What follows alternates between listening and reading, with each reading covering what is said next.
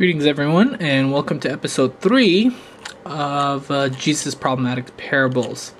And in this episode, I will be discussing a parable found in part 1 of William Herzog's book, namely the parable of the laborers in the vineyard.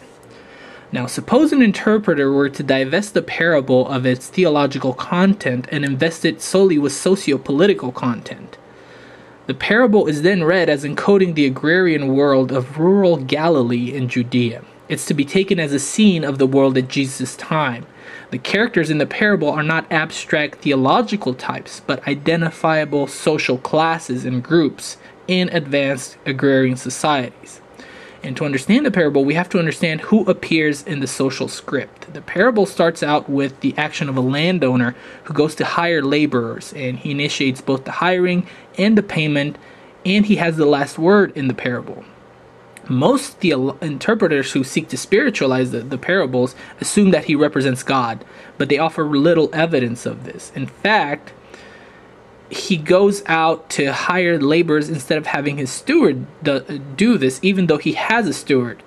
And having a steward meant that one owned significant land holdings with many employees. We're told that he owns a vineyard, and this is most likely owned by elites since they produced a crop that could be converted into a luxury item, that being wine, which could be monetized and then exported. Vineyards also represented a major capital investment since it took 4 years of tending before they started to bear fruit. So vineyards hold great economic and social meaning because the owners of these estates increased their holdings through foreclosures on loans, which led to hostile takeovers of peasant farms, which in turn sometimes led to peasant revolts, which can be seen in the other parable regarding the vineyard workers. Now, this land would then be converted into a vineyard so that it could produce a higher return as compared to the subsistence products of peasant families. And Jesus clues us into the man's social status by referencing the steward and the vineyard. To enforce his large need for laborers, he reminds us that the owner goes to the agora multiple times during the day to hire more laborers. The agora is the central marketplace, if you will. And his imminent harvest is so great that the owner can't even estimate the number of laborers he needs. And this trip shows us the unilateral power of the owner. On the first trip, he bargains with the laborers. On the trip regarding the 3rd, 6th, and 9th hour laborers, he just orders them to go work, but lets them know with the understanding that they will be paid a fair wage. And when he goes in the last time, he tells the 11th hour laborers that he just simply orders them to go work. Now, the fact that the agora is filled with labor shows us that there is a high degree of unemployment. The laborers' wages are depressed because of their large numbers, and the population is growing because of the increasing number of estates owned by the elites. Far from being generous, the owner is taking advantage of the situation to meet his harvesting needs by offering them work without a wage agreement. And this is actually congruent with the strategy of Roman owners who would hire laborers for one day in order to keep them in the weakest position possible. So if you read Cicero, for example, and multiple ones, they have writings about how to treat such laborers. Now, why does the owner go to the laborers? Ordinarily, he would let the steward attend to this. The answer lies in determining the purpose of the parable. If Jesus had told the parable by having the steward do the owner's dirty work, he would have been unable to have two social classes confront each other. By eliminating the steward, Jesus creates an encounter between two groups that don't interact with each other, the elites and the expendables. To spiritualize the parable, a lot of interpreters say we must see them as ungrateful sinners who don't recognize God's mercy because they demand to be paid certain wages. Now, the laborers in the context of Palestine were nomadic peasants who lost their farms to the elites, and they would travel from place to place looking for work, depending on the harvest time. Think of the Great Depression and the Dust Bowl, where workers were going from state to state looking for work. These people are in a desperate state, and they're even in a worse position than slaves, because slaves at least are property to be cared for.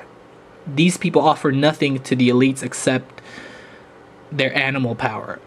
Now, day laborers fall into the class of expendables, those, as Hobbes put it, whose life was solitary, poor, nastish, brutish, and short. And due to malnutrition, poverty, disease, they had very short lifespans, which prevented them from sustaining marriages or reproducing. However, their ranks were replenished by the kids of peasant families who could only afford to pass their inheritance to their eldest child. So, by estimates, between 5 and 15% of Palestine's population were these expendables. People in this demographic lived around 5 to 7 years before disease and malnutrition took their toll. And usually their best option for survival was to form outlaw bands of bandits, where, when the government was weak, they were able to sustain themselves until they were eventually crushed. And scholars tell us that social banditry was common in Palestine, and even Jesus references it during the parable of the Good Samaritan. Thus, we have the makings of a conflict between the governing class and the expendable. This is not a message of abstract theological types of those who receive grace and those who grumble at it, but rather a picture of the extremes in an agrarian society. A denarius a day. What about the generous wage the owner promised? It may not be as generous as thought. Owners tried to depress wages, and the level of unemployment in the parable argues for low wages. A denarius a day indicates subsistence wage. Given that laborers work infrequently, this essentially meant that they could not sustain life. In the second half of the parable, the owner calls the laborers, starting with the last to the first ones hired. This is important because the practice was to pay the first hires first and go down the line. Why did the owner depart from this custom? We see this in the first laborer's complaint. They considered this departure from custom an affront. They have been shamed, or in modern words, slighted and humiliated. The owner has insulted them, and they react by reversing the order of payment and paying all the laborers the same wage. The owner is essentially saying that he values their day-long effort in the scorching heat no more than the brief labor of the 11th hour workers. The owner does not deliver the insult, but actually has a steward do so because this would be beneath his dignity. Now, why would the owner do this? Because it serves the purposes of his class. Part of the strategy of keeping the oppressed under control is to humiliate and degrade them.